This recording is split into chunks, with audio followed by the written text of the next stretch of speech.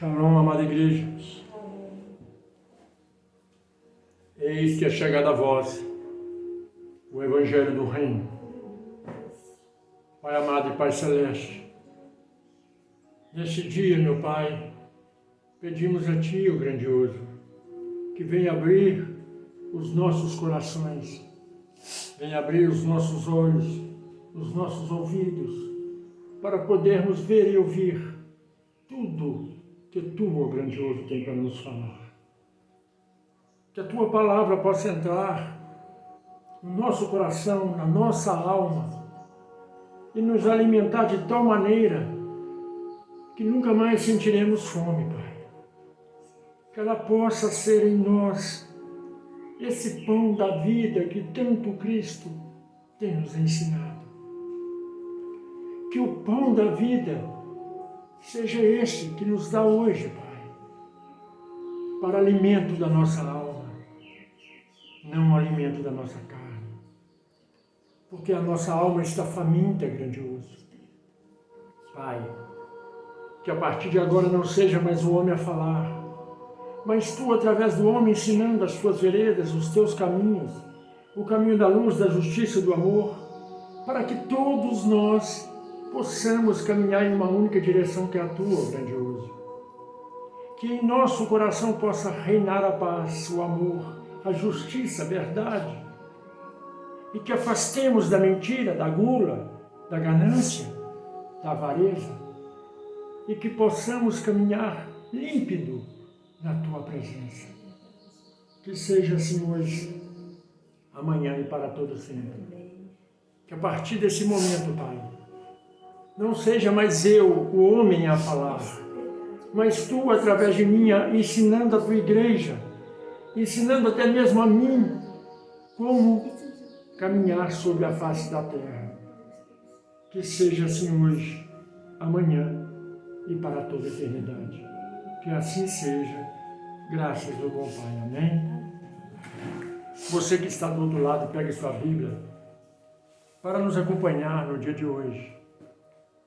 E abra a tua Bíblia em Mateus, capítulo 5. Mateus, capítulo 5. É necessário que você pegue sua Bíblia e nos acompanhe. É necessário que você esteja ligado no plano espiritual, para que a tua alma possa se alimentar do pão da vida que vos é dado hoje pelo Eterno. Mateus, capítulo 5, o primeiro versículo nos diz assim: E o nosso Messias, vendo a multidão, subiu a um monte, e assentando-se, aproximaram-se dele os seus discípulos. E abrindo a tua boca, os ensinava, dizendo: Bem-aventurados os pobres de espírito, porque deles é o reino dos céus. Aí você entra num templo religioso, o pastor diz: aquela pessoa é pobre de espírito, ela vai para o inferno. A Bíblia diz: bem-aventurados os pobres de espírito. Sabe o que é ser pobre de espírito?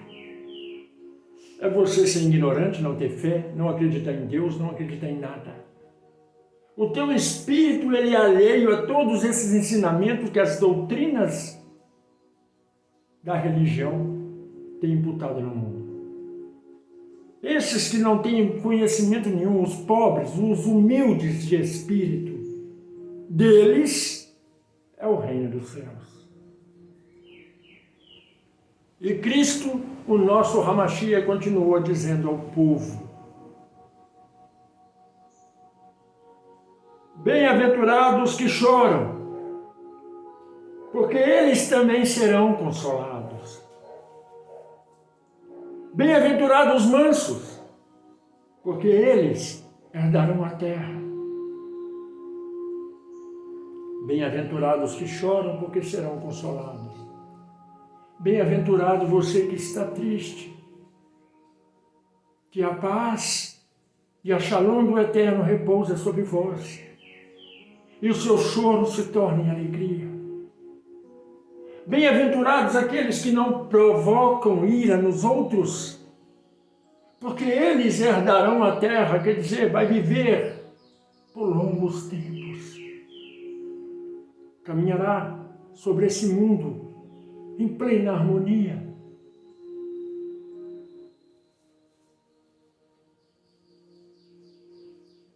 Bem-aventurado os que têm fome e sede de justiça, porque eles serão fartos. Fome e sede de justiça. Não é fome de vingança. Não é fome de ver o outro na cadeia, o outro sendo morto, mas fome da justiça divina. Porque a justiça divina, ela cabe somente ao Pai. Ela cabe somente ao Criador.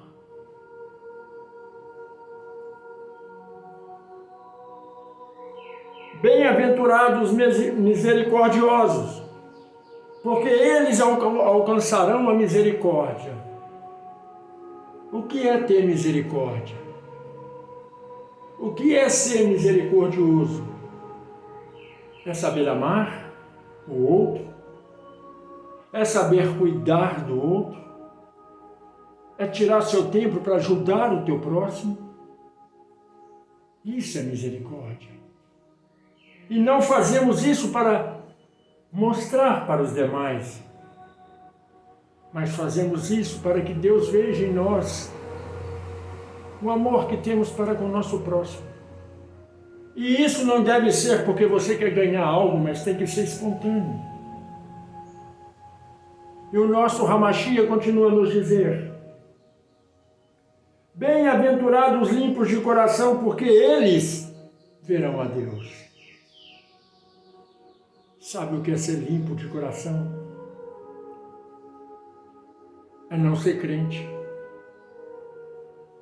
É não olhar para o outro e falar: o outro está bebendo, ele vai para o inferno. Você não bebe, mas deseja o mal do outro. Para Deus, para o Eterno, não existe pecadinho e pecadão. Qualquer tipo de pecado, independente do grau, é pecado. É iniquidade. O ser iníquo não pertence ao Pai, pertence a Satanás. É Satanás que quer ver todo mundo ir para o inferno com ele. E aquele que deseja que o outro vá para o inferno só porque não está na mesma fé, não é servo do Altíssimo.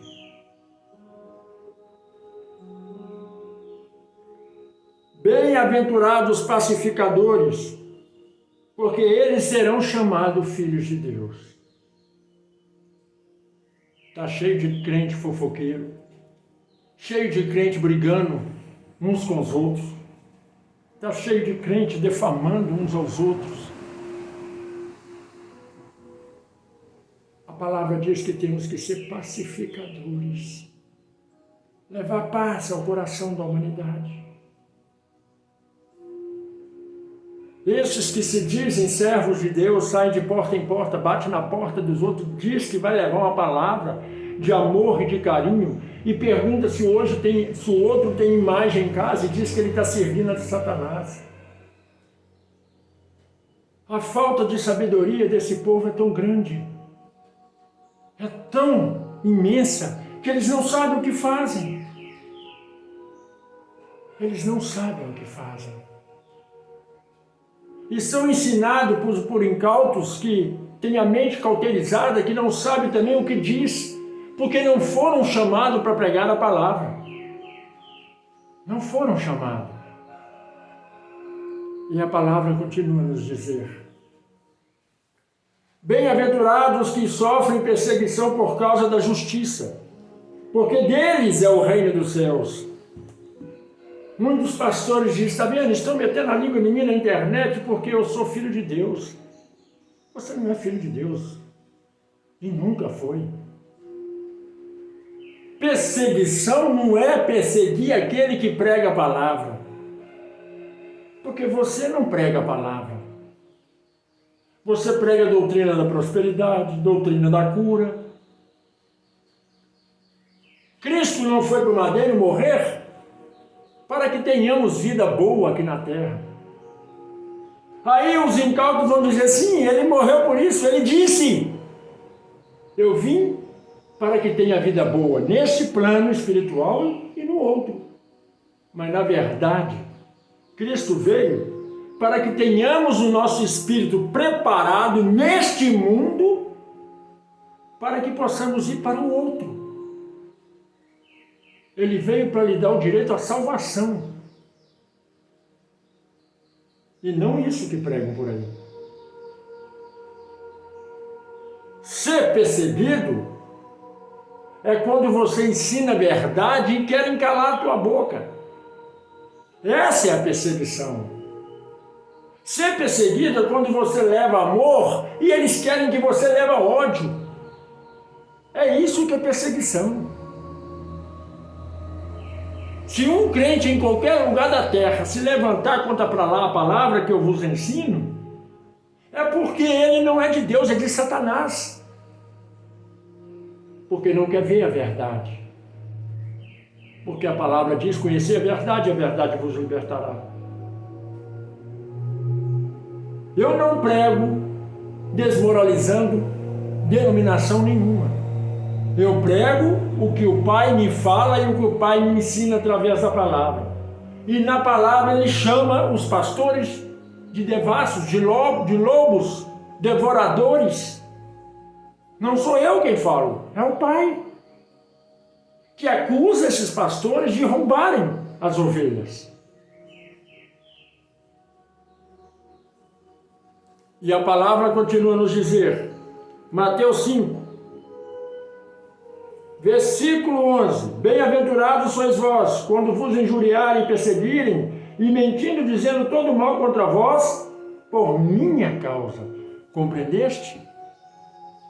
Quando você prega a verdade, e levanta o falso contra você, e quer te crucificar, quer te colocar num cárcere, sois bem-aventurado, por causa de Cristo, por causa da palavra. Não por causa de roubo, de campanha que você faz dentro da igreja.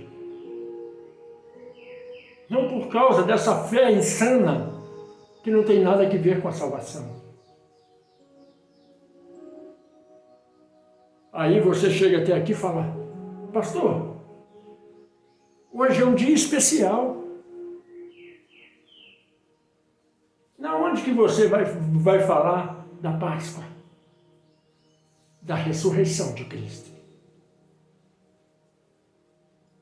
Outro engano pregado nas igrejas. A Páscoa não tem nada a ver com a ressurreição de Cristo.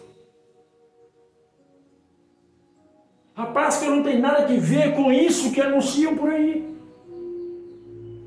Se você já leu a Bíblia,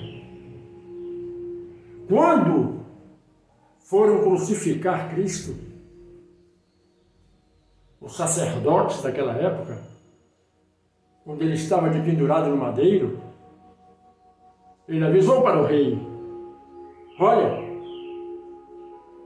nós vamos entrar na Páscoa, ou melhor, na Pessá, que é a Páscoa judaica. Nós vamos entrar na Pessá, na Páscoa. E eles não podem estar de pendurado aí. Arranque eles. E na Páscoa, na Pessá, é o dia do perdão. A Pessá judaica, a Pessá do cristão, é o dia do perdão. Porque apresentou Cristo e Barrabás. E falaram, a quem vocês querem que eu salve? A quem que vocês querem que eu deixe livre? Porque a Páscoa se aproxima, a Pessá se aproxima. E nós temos que conceder o perdão a um dos dois que são considerados criminosos. E o próprio povo de Deus disse: soltem Barrabás. Porque estava ouvindo Satanás falar nos ouvidos. Fala Barrabás, fala Barrabás. A minoria, que era Maria Madalena, os apóstolos que estavam do lado de fora, afastados, que diziam: soltam Cristo.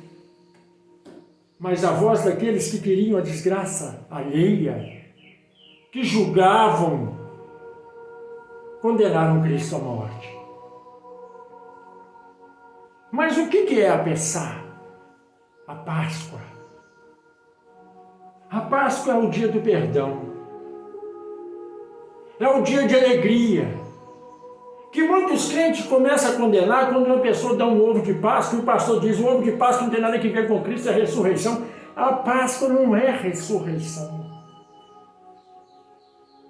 A Páscoa é a passagem pelo Mar Vermelho.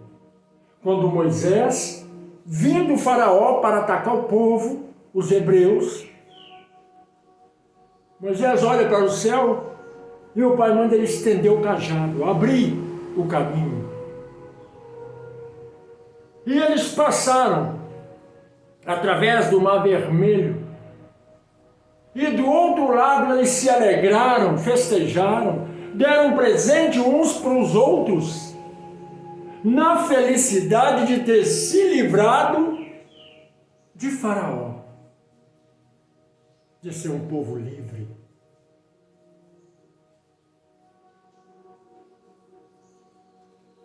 E aí a alegria do povo era de presentear uns aos outros. Lá em Israel, a Páscoa não é um dia. São vários dias de alegria, de festa. Mas o crente compreende isso. O crente entra na internet e diz: olha, o mundo está comemorando a Páscoa com ovinho de chocolate, com bebida, com comelância. Ninguém lembra da ressurreição de Cristo, mas não é para lembrar da ressurreição de Cristo. Não é para lembrar. É para lembrar da alegria que o Pai deu ao povo dele. Porque se você está lembrando da ressurreição de Cristo, você compactua com aqueles do passado que crucificaram ele. Porque, na verdade, o mundo comemora hoje a ressurreição dele. Mas que ressurreição se ele não está morto? Que festa é essa que todo mundo comemora, que o crente quer comemorar, que ele não está morto? Ele ressuscitou há mais de 2023 anos atrás.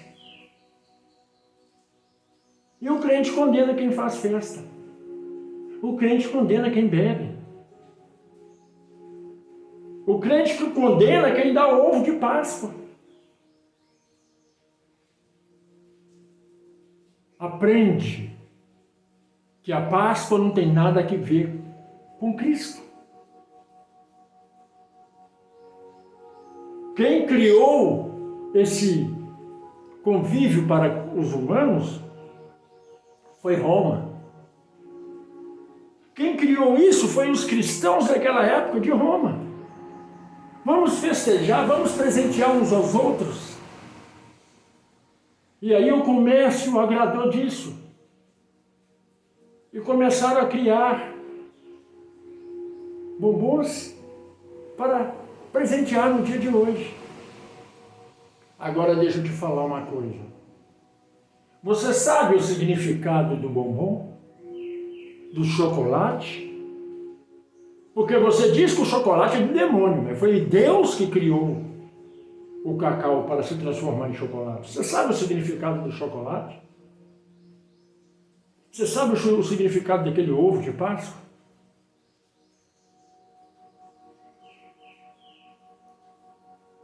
Então eu vou te explicar o significado do ovo de Páscoa que você, ignorante, condena tanto. Quando uma galinha bota um ovo, Ela não bota um ovo, ela gera uma vida. Ela gera um filho,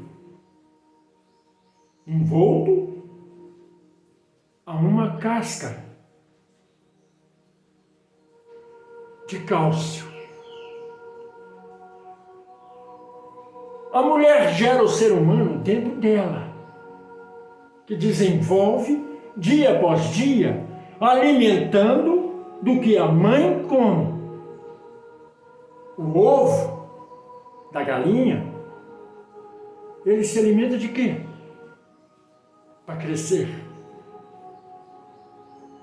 De que o ovo se alimenta? Da energia acumulada ali dentro. Se você não estuda ou não tem conhecimento disso, o ovo, ele é todo perfurado. Ele não é uma massa fechada, ele é como uma tela, cheio de furinhos microscópicos. Que a energia do ar, da vida, entra dentro dele.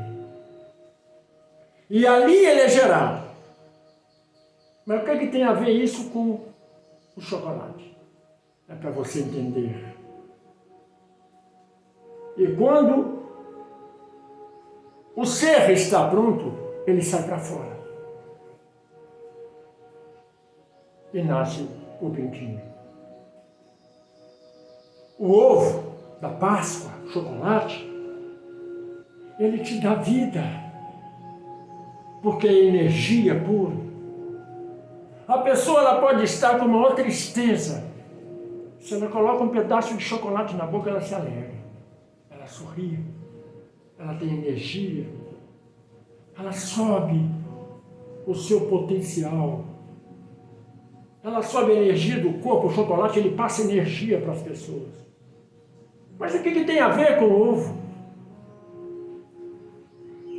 O ovo, ele não foi criado pelo homem, ele foi criado por Deus, pelo Eterno, que mostra para a humanidade que nós estamos envoltos a um ovo invisível. Caminhamos pelo mundo envolto a um ovo invisível,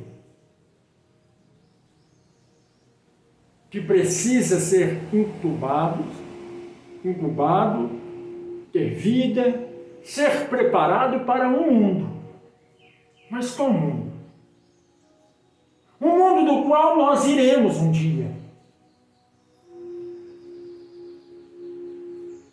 Um mundo do qual nós iremos um dia.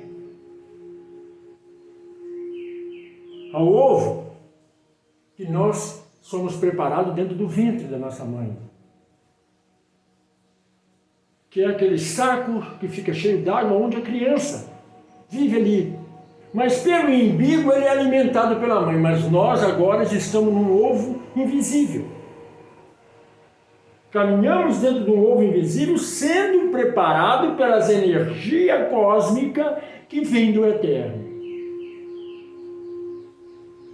que nos impedem de ser atacados por Satanás, pelo mal que nos rodeia. E na hora que essa casca for quebrada, nós vamos fazer a pensar, a passagem para uma nova vida. Foi esse o exemplo de Cristo na cruz.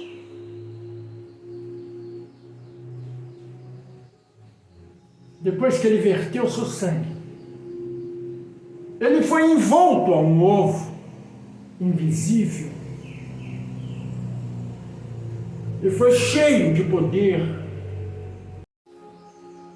Deixe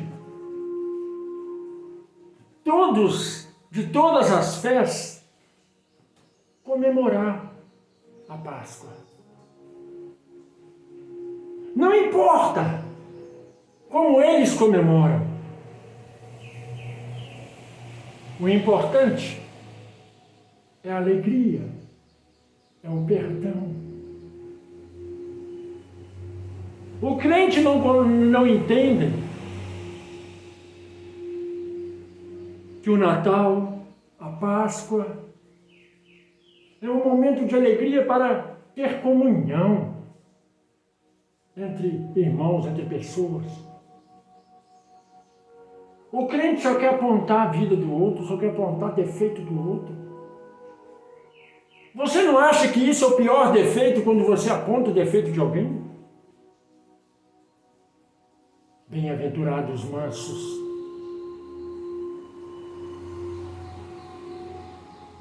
Aprende uma coisa. A Páscoa é para se viver com alegria. Festejar com alegria a nova vida que o Pai nos deu.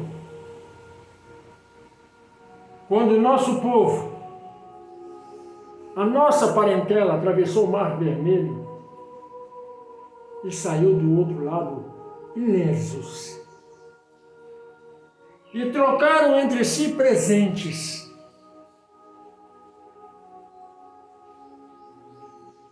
Aprende uma coisa. Não há pecado na alegria. Não há pecado numa festa. Não há pecado na reunião, em comunhão uns com os outros. Não há pecado no beber, no comer. O próprio Cristo disse isso.